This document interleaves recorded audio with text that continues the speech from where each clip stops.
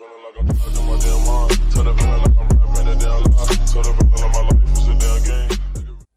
Hey, what's up guys? Today I'll show you a horror thriller film, Anatomy. Spoiler ahead, watch out and take care. The movie begins in a classroom somewhere in Western Europe.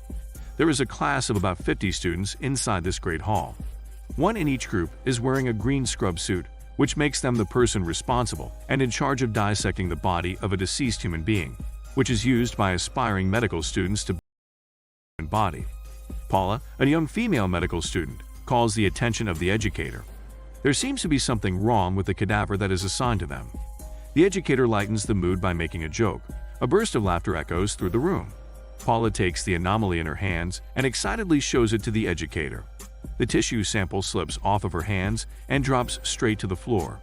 She comments about how slippery it is. Her classmates roar with laughter as they manage to turn anything into a sexual innuendo. Moments later, Paula knocks on the door of the educator. He stops eating for a moment to personally congratulate Paula about her high achievements. Because she now attains a really great score in this course, Paula is able to join a summer program at a prestigious university in Heidelberg. The educator wishes Paula good luck and wants her to know that the anatomy classes with an excellent professor are the best, but they are also not easy. The educator tells her all of this as he continues to touch Paula. She is actually planning to go to Italy, but because of her attainment, a great opportunity opens for her. A few moments later, Paula makes her way to a hospital room.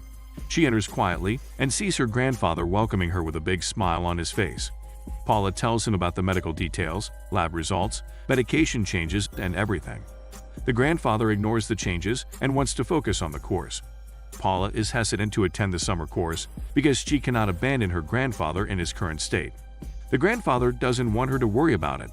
It evidently shows that he is also a physician and wants nothing more than his favorite granddaughter to be his successor. On a crowded and speeding train to Heidelberg, Paula is reading a book when a woman recognizes her from their university. They instantly become acquaintances. Moments later, Paula walks back to see her acquaintance. All of a sudden, someone calls for a doctor. She finds a stranger collapsed on the floor, having a seizure.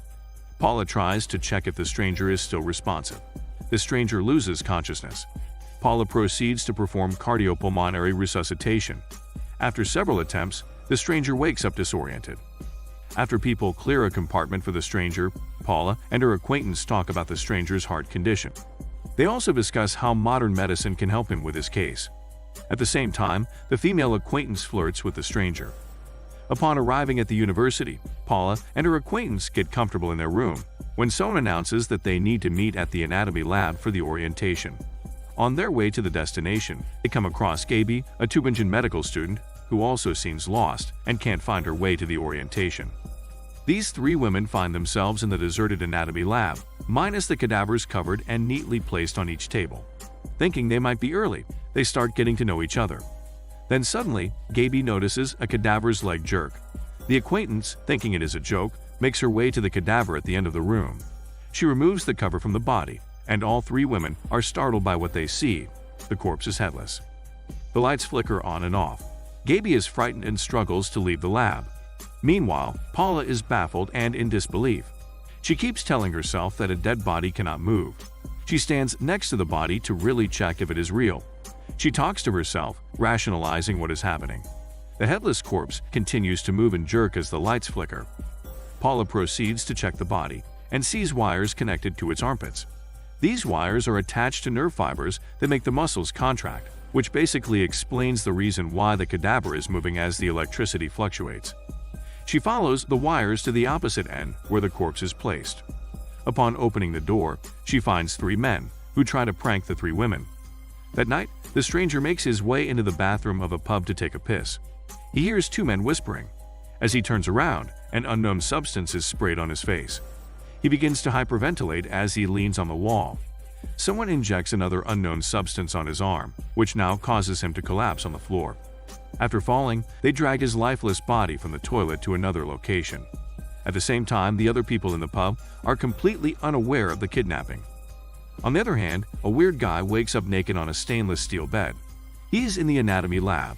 He sees a man in scrubs a few beds down, examining his X-ray results.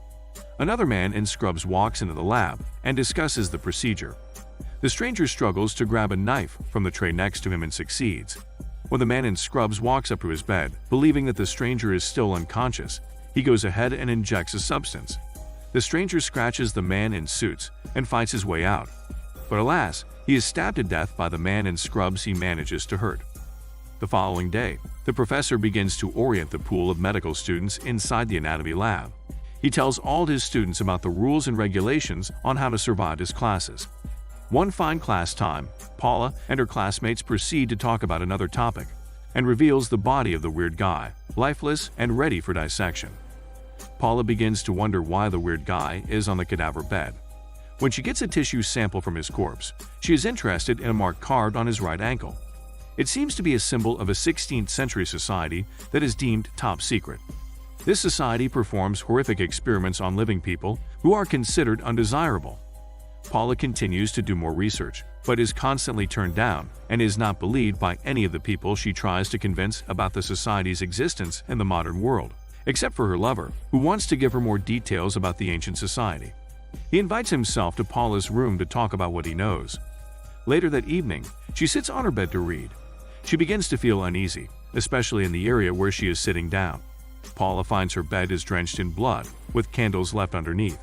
This was a warning from society. She happens to read about the ritual they perform for rule breakers or those who ask too much. With that being said, she cannot know too much, or else she will be in more danger than she realizes. Minutes later, Hayne, her acquaintance's ex-lover, visits their room. He is heartbroken over the breakup with Paula's acquaintance. Paula tries to make him feel better by listening to him talk on and on about their past relationship. Paula's lover enters the room to find her and Hayne together. The lover leaves the room, devastated. On that very same night in another town, the acquaintance and her current boyfriend are on a romantic date. They get kicked out of the restaurant for being too vocal about morbid and gory topics while having dinner. This type of behavior can make anyone who is not in the medical field lose their appetite. This promiscuous couple heads over to the anatomy lab, where they proceed to do nasty things together. After Hayne and Paula talk over his anguish, he leaves for the anatomy lab. Meanwhile, Hayne gruesomely murders the boyfriend and injects a substance into his ex-girlfriend. The acquaintance struggles to leave the horrifying sight. She crawls desperately for the door, but since Hayne jabbed a big dose of substance into her body, she can no longer fight back. Hayne drags her lifeless body to a hidden chamber, and soon after, murders her in cold blood and preserves her body. The following day, Paula continues to search for more clues about the corpse of Gaby. After stealing a notebook filled with information about the cadavers from the lab, she finds out that the body of the stranger is really the handiwork of ancient society. So it's true, the society is still existing. Hayne goes up to her and shows her a severed finger, giving her another warning about knowing too much regarding the ancient secret society. Besides the ancient society, Paula worries about her acquaintance. She desperately tries to look for her friend everywhere around the university. As she proceeds to the anatomy lab, she bumps into Gaby and teases her about her acquaintance being inside the lab. Paula makes her way to the lab and sees Hayne inside. He chases after her with an accomplice. Luckily, she escapes through a vent that is located in the basement, where they keep the bodies of corpses. She finds an entrance door to the secret society and sees the professor. He tells her that her grandfather is also a distinct member and contributor for producing the drug that is used for the experiments. Paula leaves the university without a second thought to confront her grandfather. Upon arriving at the hospital, she later finds he has passed away. Paula cries to her father about what she finds out. Meanwhile, the ancient society is holding an assembly. Hayne shows no remorse for the murders and insubordination. He accepts the punishment, but not long after, he adds another victim to his list. He murders the professor in his own home. The devastating news about her grandfather's passing and her acquaintance missing are too much for Paula. She goes back to the university and is in dire need of someone to talk to, so she goes to her lover. They make love throughout the night. She forgets about everything else. At that moment, she is nothing more than happy being with her lover. The next morning, she wakes up and proceeds to the bathroom. She is shocked by finding out that a bottle of drugs is inside her lover's medicine cabinet. Paula proceeds to the living room and sees all of her lover's research on the ancient secret society. Her lover walks up to tell her about the ancient secret society, but without hesitation, she slaps a book on his face and flees. On the other hand, she leaves for the specimen room to meet with whom she thinks is the professor. She finds the body of her acquaintance preserved as one of the displays. Not long after, she is captured by Hain. When she wakes up in the anatomy lab, both her hands and feet are tied up.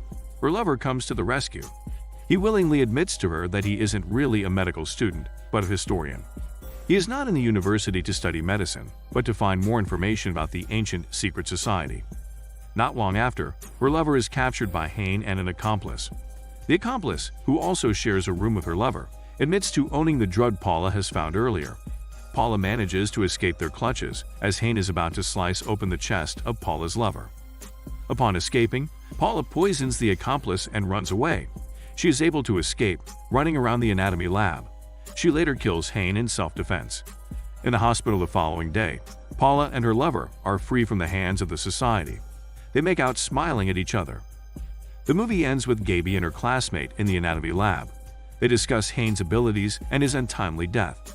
They also talk about the professor's replacement and how they can keep a low profile while still performing the practices and traditions of the ancient secret society. The Anti-Hippocratic Society will continue to believe that to ensure the survival of many, they must perform experimental killing of a few lives, conducting research and experiments on the human anatomy. This is Daniel CC Movie Channel. Stay safe and enjoy your day.